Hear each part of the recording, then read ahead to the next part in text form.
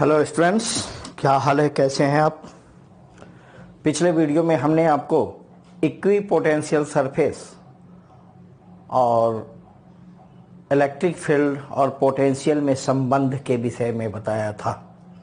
आज यह वीडियो हम लेकर आपको आए हैं कि पोटेंशियल एनर्जी आपने तो पढ़ा है, लेकिन potential energy due to a system of charge. एक सिस्टम का मतलब क्या हुआ? चार्ज जो है एक पॉइंट चार्ज, बहुत सारा पॉइंट चार्ज हो, 2 चार्ज हो, 3 चार्ज हो, 4 चार्ज हो, तो एक से अधिक जब चार्ज जुटता है, एक साथ मिलता है, तो वह सिस्टम क्रिएट करता है, सिस्टम बनाता है। तो उस सिस्टम के द्वारा पोटेंशियल एनर्जी कितनी होती है, इसके विषय में आज हम चर्चा करेंगे।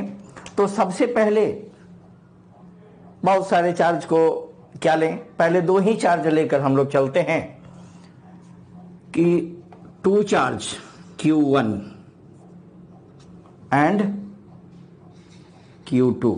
चलिए, Q1 एंड Q2 2 चार्ज यहां पे रखा हुआ है। दोनों का distance between them R1 R1 R2, ठीक है। इस दोनों के बीच पोटेंशियल एनर्जी कितनी होगी, यही आज हम लोग चर्चा करेंगे। तो देखिए, इस दोनों चार्ज को, चार्ज Q1 और चार्ज Q2 को हमने लाया कहां से? सपोज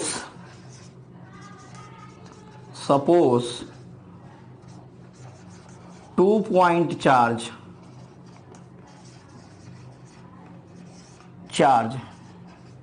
bringing from इंफिनिटी से इस दोनों चार्ज को हमने लाया, ठीक है। Infinity two point A and B। यह पॉइंट है बच्चों A एंड B। यह मान लिया कि यह पॉइंट A हुआ और यह पॉइंट B हुआ। इस दोनों को मैंने इंफिनिटी से लाया, ठीक है।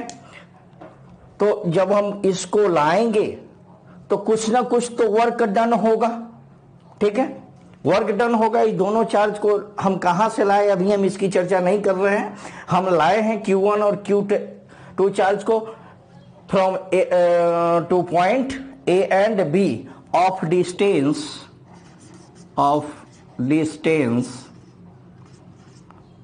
R1 2। इस हिंदी वाले आप घबराए नहीं, आइए देखते हैं हिंदी में भी कि दो बिंदु आवेश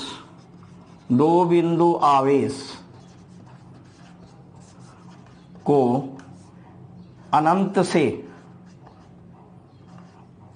से बिंदु A और B पर लाया, ठीक है। जिनके बीच की दूरी कितनी है? R1 2 है, ठीक है। अब देखो, माना ये चार्ज नहीं था, यहां कोई चार्ज पहले से नहीं है, ठीक है। इस Q चार्ज को जब हम यहां से इन्फिनिटी से मान लो लाए, इन्फिनिटी से यहां पे लाए, ठीक है। जब इन्फिनिटी से लाए और A पॉइंट पर हमने इसको रख दिया, तो क्या यह वर्क करेगा? वर्क डन होगा? नहीं होगा। क्यों नहीं होगा? यानी कहने का मतलब है no work done due to charge Q1। Why यानी ये W1 Q1 के द्वारा W1 होगा work done. W1 is equal to 0। आइए देखते हैं। Because no electric field, sorry, because there is no electric field, ठीक है, यहां कोई इलेक्ट्रिक फील्ड नहीं है। अब बताइए, तो वर्क डन तो यहां जीरो होगा, क्योंकि वर्क डन तब होता है जब किसी इलेक्ट्रिक फील्ड के अगेंस्ट हम किसी चार्ज को लाते हैं, तो वर्क डन करना पड़ता है। अब आइए, हम Q2 चार्ज Q2 को इन्फिनिटी से लेकर यहां तक पॉइंट बी पे आते हैं, ठीक है। जब वर्क डन जीरो तो U एनर्जी, पोटेंशियल एनर्जी भी जीरो। अब इन्फिनिटी से इसको लेकर हम Q2 चार्ज को यहां पे बी पॉइंट पर आते हैं, तब इसको वर्क डन करना पड़ेगा या नहीं? करना पड़ेगा। क्यों करना पड़ेगा? क्योंकि ये Q1 पहले से आकर यहां बैठ गया है और अपना एक क्षेत्र बना लिया है, इलेक्ट्रिक फील्ड बना रखा है, और इलेक्ट्रिक फील्ड के अगेंस्ट इसको हम इन्फिनिटी से इलेक्ट्रिक फील्ड के अगेंस्ट लाते हैं, तब इसका वर्क डन करना पड़ेगा। और आप पढ़े हुए हैं कि पोटेंशियल इज इक्वल टू क्या होता है? Potential energy per unit charge, ठीक है। तो यू क्या होगा? पोटेंशियल मल्टीप्लाइड चार्ज, यही यू क्या होता है? वर्क डन होता है, ठीक है। तो work done due to charge Q2 यानी W2 इज इक्वल टू क्या होगा? वर्क डन क्या होता है? Potential multiplied charge. तो पोटेंशियल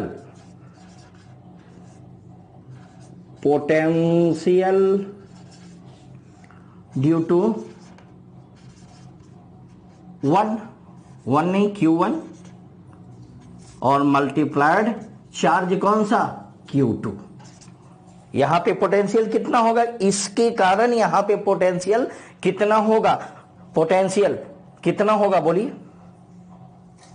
अब तो हमको पोटेंशियल निकालना होगा। पोटेंशियल ड्यू टू वन पता है नहीं, तो potential due to charge Q1, potential क्या होता है? 1/4 pi epsilon not into Q1 upon R12। Q1 charge है, इसके कारण यहां पे पोटेंशियल डिस्टेंस कितना है? R12। अब हम निकाल देते हैं work done to potential due to one कितना? 1/4 pi epsilon not into Q1 upon R12 multiplied क्या? चार्ज Q2, ठीक है। अब आप ये बताओ, पोटेंशियल तो निकल गया, यहां के वर्क डन 2 भी निकल गया। अब total work done of system क्या होगा? टोटल वर्क डन यानी W बराबर W1 प्लस W2 होगा, W1 प्लस W2। अब W1 कितना है ये बता? W1 कितना है? Total work done of a system is equal to W1 0 plus W2 1/4 pi epsilon not into Q1 Q2 upon R12। 1/4 pi epsilon not Q1 Q2 upon R12। तो total work done, यही total work done किस चीज में बदल जाएगा? Potential energy of two system of charge is equal to 1/4 pi epsilon not multiplied Q1 Q2 upon R12।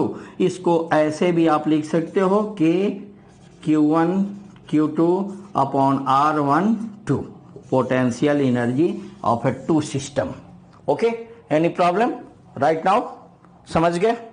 Note कीजिए इसको। तो आइए देखते हैं अब नेक्स्ट कि potential energy of a system of charge. Potential energy of a system, अभी तो हम दो चार्ज के सिस्टम के द्वारा पोटेंशियल एनर्जी देखिए। अब दो से अधिक चार्ज, 3 हो, 4 हो, 5 हो, सबका हम निकाल सकते हैं। तो देखिए, यह मान लिया कि यह चार्ज Q1 है, यहां पे Q1 चार्ज है, यहां पे Q2 चार्ज है, यहां पे Q3 चार्ज है। ठीक है, ये पॉइंट ए है, ये पॉइंट बी है, ये पॉइंट सी है।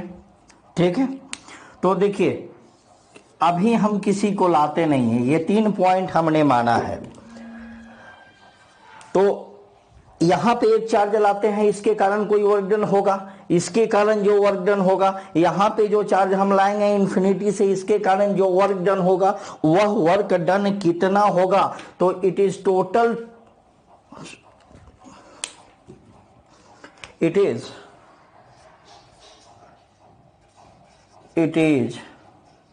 equal to total work, it is equal to total work done to bringing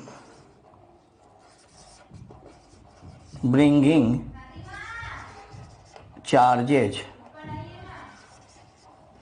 from infinity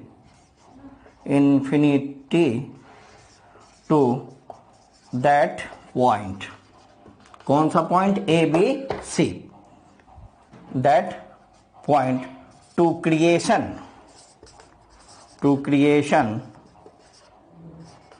of system,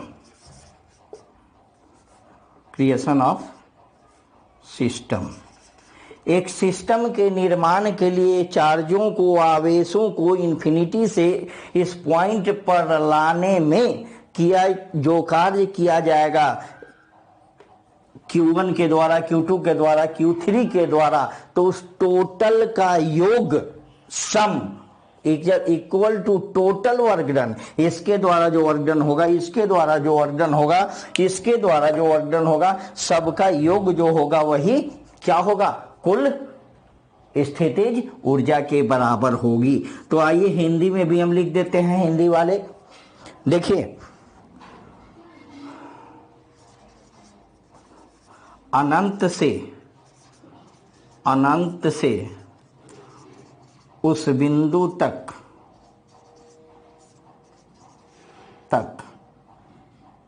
आवेशों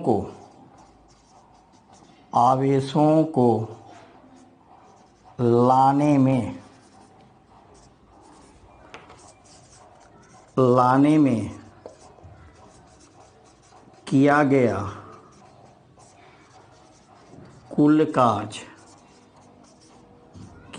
कुल कार्य,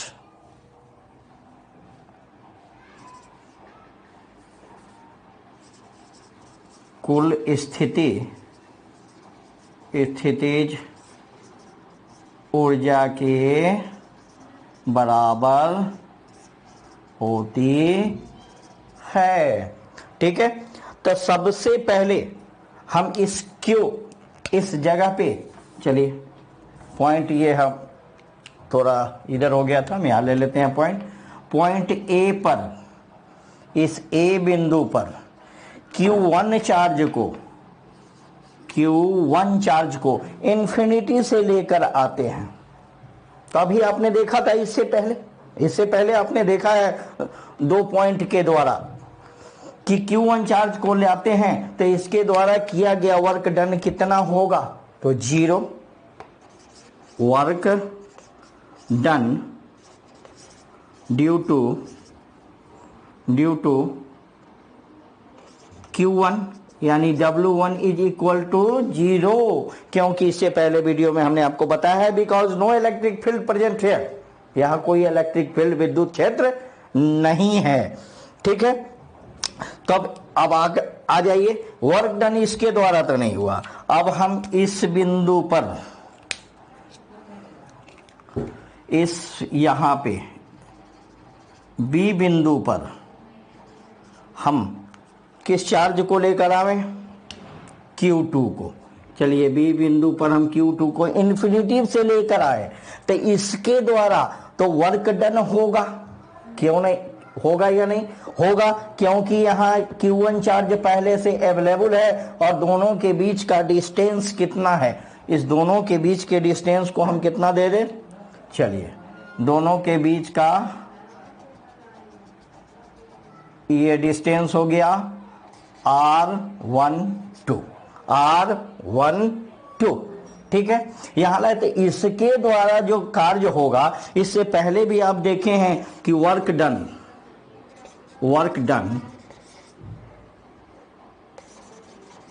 ड्यू टू Q2 यानी W2 बराबर 2 आवेश के कारण, इससे पहले हम निकाल चुके हैं कि 1/4 pi epsilon not into Q1 Q2 upon R12, ये तो आप पहले से निकाल चुके हैं, आपने देखा था 2 आवेश के कारण। तो हम यहां तक तो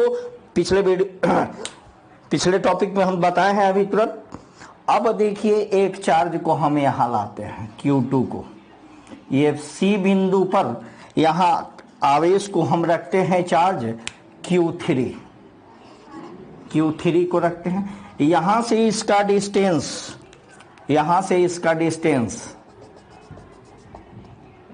R23 और यहां से इसका डिस्टेंस क्या हो जाएगा, R13 हो जाएगा। तो यहां जब इसको हम लाते हैं तो इस पॉइंट पर Q1 पहले से है और Q2 भी पहले से है, Q1 ये भी पहले से है और ये भी पहले से। इस दोनों के कारण यहां कुछ तो पोटेंशियल होगा या नहीं होगा, बोलिए। इस दोनों चार्ज के कारण यहां पे पोटेंशियल होगा या नहीं होगा, तो देखिए potential due to Q1 and Q2, तो यहां पे जो होगा दोनों के पोटेंशियल का योग होगा, यहां पे होगा या नहीं। तो पोटेंशियल क्या होगा ये बताइए, potential due to Q1 and Q2 at Q3 at point C, यहां पे पोटेंशियल कितना होगा, 1/4 pi epsilon not into potential क्या होगा, Q1 अपॉन R13 होगा, R13 अब प्लस इसके कारण यहां पोटेंशियल Q1 R13 और इसके कारण यहां पोटेंशियल Q2 R23 होगा, plus 1/4 pi epsilon not into Q2 upon R23, यहां हो गया या नहीं हुआ। चलिए अब देखिए वर्क डन 1, वर्क डन 2, अब वर्क डन 3 क्या होगा, work done due to Q3 यानी W3, बट W3 क्या होता है, अभी हम बताए हैं कि पोटेंशियल क्या होगा, पोटेंशियल मल्टीप्लाइड चार्ज, पोटेंशियल इसके कारण भी और इसके कारण भी, यहां जो पोटेंशियल टोटल पोटेंशियल होगा वह potential due to Q1 and Q2 अब मल्टीप्लाइड क्या Q3। पोटेंशियल हमने आपको बताया था ना कि V is equal to U upon Q not, तो U is equal to V multiplied Q not होगा। तो पोटेंशियल इनटू चार्ज, तो पोटेंशियल कितना 1/4 pi epsilon not into Q1 upon R13 अब plus 1/4 pi epsilon not into Q2 upon R23 अब multiplied क्या हो जाएगा Q3 आ गया।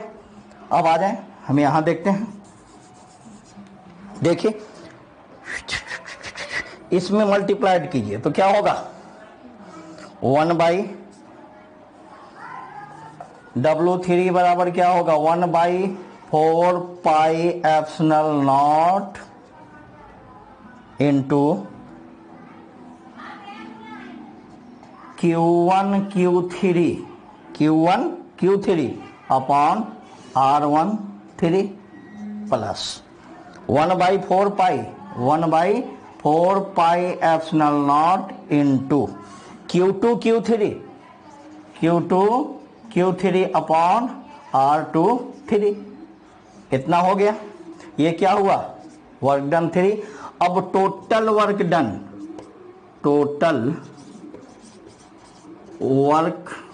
Done of system, total work done of system का पूरा वर्क डन क्या होगा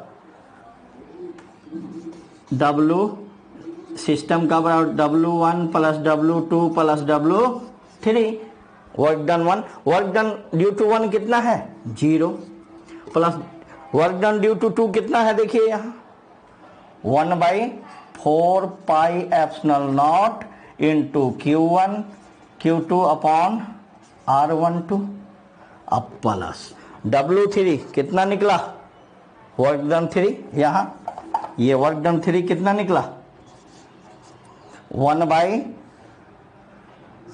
अरे यार कहाँ गड़बड़ हो गया Q1 Q2 ठीक plus 1/4 pi epsilon not into Q1 Q3 upon R13 plus 1/4 pi epsilon not into Q2 Q3 upon R23 हो गया।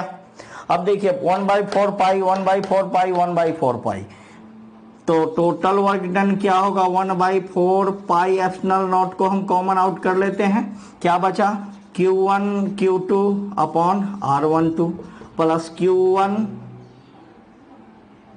Q3 upon R13 plus Q2 Q3 बटा R23।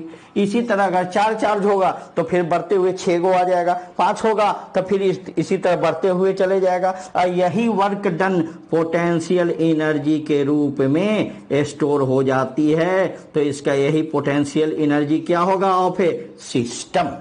Any problem? I hope कि आप लोग समझ गए होंगे। नोट कीजिए इसको फटाफट, नोट करो। नोट कर लिया आपने? नोट कर लिया? रब कर दें? चलिए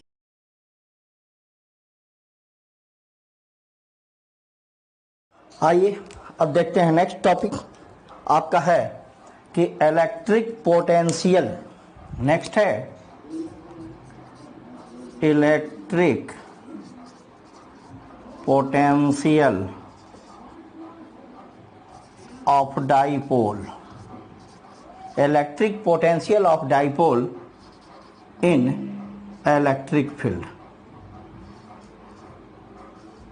इलेक्ट्रिक फील्ड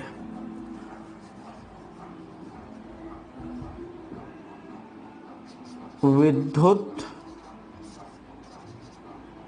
द्विध्रुव की स्थितिज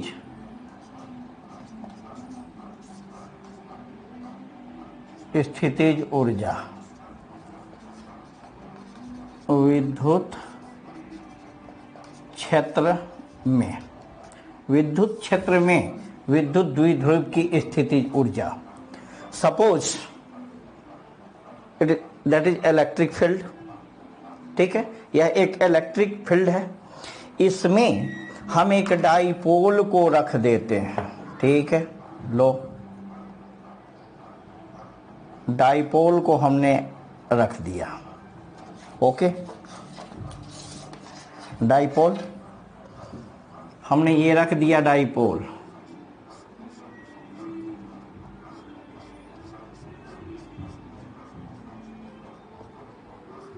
डाइपोल जिस पर चार्ज है आपका -q और +q, चार्ज -q और +q। अब बताइए कि डाइपोल में जो एक लगेगा आपका, जब डाइपोल क्या है? Dipole system of equal and opposite charge separated by some distance.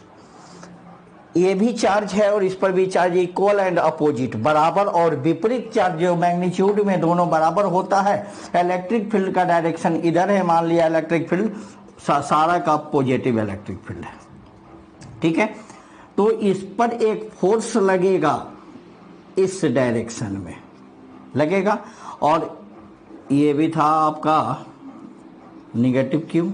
इस पर इस डायरेक्शन में अट्रैक्शन फोर्स लगेगा, एक इलेक्ट्रोस्टैटिक्स फोर्स लगेगा या नहीं? तो फोर्स, तो देखिए सबसे पहले इसको हम लिख लेते हैं कि suppose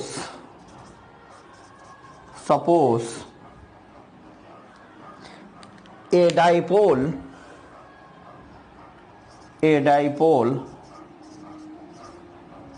of dipole moment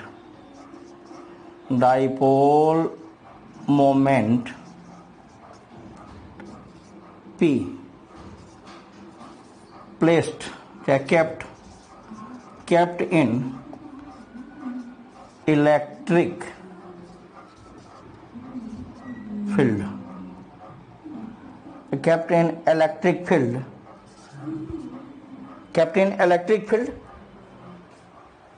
of intensity E। एक डाइपोल को इलेक्ट्रिक फील्ड में रखे जिसकी इंटेंसिटी कितना है? E है। कैसे रखे? With angle of theta, with angle of theta, ये थीटा एंगल पर रखे, विथ एंगल ऑफ थीटा, ठीक है। विद्युत द्विध्रुव जिसका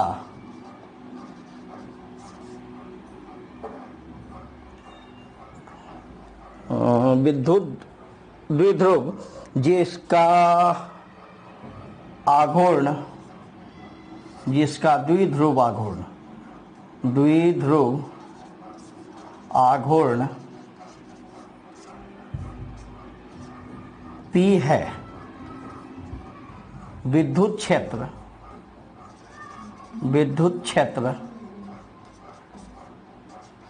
जिसकी तीव्रता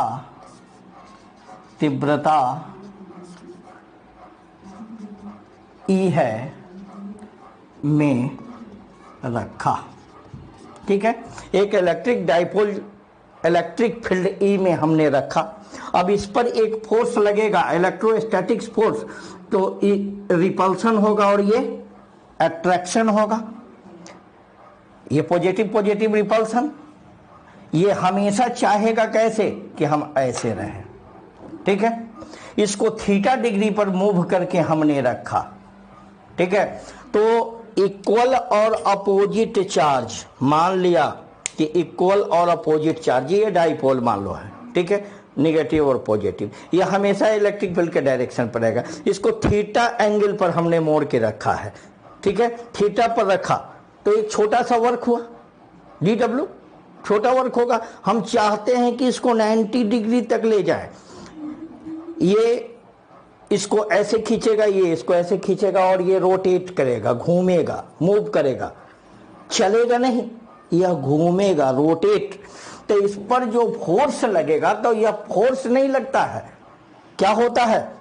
वर्क डन जो होता है क्या होगा? इस पर फोर्स नहीं लग के इस पर एक टॉर्क उत्पन्न होगा जो रोटेट करता है। ठीक है, तो क्या होगा इस पर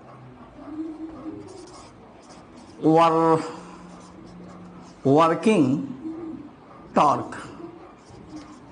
टॉर्क लगेगा, जिसको हम किससे इंडिकेट करते हैं, टाउ से। ठीक है, टॉर्क क्या होगा, P इंटू ई, सॉरी, तो हाँ सॉरी, ठीक है, P इंटू ई, क्या, dipole moment electric field into sine theta लगेगा नहीं, तो वर्क डन जब यह घूमेगा तो इस पर एक वर्क डन होगा। वर्क डन कैसा, dw छोटा होगा। अगर यहाँ ये ऐसे रहना चाहता है, इसको हमें यहाँ तक थीटा एंगल पर लाए हैं और यह रहना चाहता है ऐसे, तो यहाँ तक जाने में इसको कितना वर्क डन करना पड़ेगा, बोलिए। dw क्या होगा, force into display, work done क्या होता है, फोर्स इंटू डिस्प्लेसमेंट। तो फोर्स तो यहाँ है नहीं, यहाँ क्या उत्पन्न होता है, टॉर्क, क्योंकि two equal and opposite charge, एक couple of charge create torque create करते हैं। तो क्या होगा, फोर्स की जगह क्या होगा, P E sine theta into displacement कितना, d थीटा। मान लीजिए कि हम d थीटा ले गए, ठीक है, इसको हम मान लिया कि d थीटा ले गए, डिस्प्लेस किए हम थोड़ा सा, d थीटा डिस्प्लेस किए। अब पूरा वर्क डन लेने के लिए हम क्या करेंगे, बोलिए, पूरा work done, full work done, इसको इंटीग्रेट कर देंगे तो dw पूरा 90 डिग्री तक जाने में क्या होगा, इंटीग्रेशन इसका करेंगे कितना, 90 theta, P E sine theta into d theta होगा। अब देखिए P डाइपोल मोमेंट क्या होगा, P क्या होगा, डाइपोल मोमेंट, ये वेरिएबल तो है नहीं, डाइपोल मोमेंट क्या होता है, वेरिएबल नहीं होता है। तो ये इंटीग्रेशन से बाहर, इलेक्ट्रिक फील्ड भी वेरिएबल नहीं है, तो 92 थीटा क्या, sine theta into D theta. अब PE साइन थीटा को डी थीटा के रिस्पेक्ट में इंटीग्रेट करेंगे तो क्या होगा, minus cos theta, limitation 92 theta. ठीक है, 92, यह तो हमेशा रहना चाहेगा इतना, लेकिन हम पूरा थीटा घुमाना चाह रहे हैं, पूरा यहां तक लाने में। जब ये इसको खींचेगा तो ये इधर लेगा, ये इसको खींचेगा, ये ऐसे इस पोजीशन में रहना चाहेगा, लेकिन डी थीटा लाए, डी थीटा पूरा थीटा। ठीक है, यानी 90 डिग्री, ये और ये 90 डिग्री हो जाएगा। तो इसको इंटीग्रेट करें, टोटल वर्क डन कितना होगा, PE। अब इसके रिस्पेक्ट में माइनस क्या होगा, यहां लीजिए, नहीं हटेगा, W is equal to minus cos, क्या, पहले अपर लिमिटेशन लेंगे, थीटा अपर लिमिट तब लोअर लिमिट, अपर लिमिट की जगह थीटा की जगह क्या आ जाएगा, यह थीटा माइनस, और क्या होगा, बोलिए, माइनस कॉस क्या, 90 डिग्री होगा अपर लिमिट, और माइनस कॉस और lower limit. Total work done क्या होगा, माइनस कॉस थीटा। ठीक है, माइनस प्लस कॉस 90 का वैल्यू कितना होता है, 0। हम इसको सॉरी, यहां एक मिस्टेक हम कर दिए हैं बाबू, देखो, PE माइनस कॉस थीटा और माइनस, तो क्या होगा, PE minus cos theta minus plus, और कॉस 90 का वैल्यू कितना होता है, 0, तो ये ऑल टर्म आर 0, ये टोटल टर्म खत्म, 0 लिखें या नहीं लिखें, ये माइनस यहां आ जाएगा, तो क्या होगा, निगेटिव PE कॉस थीटा। यही वर्क डन किस चीज में बदल जाता है, तो पोटेंशियल एनर्जी के रूप में बदल जाएगा, PE कॉस थीटा।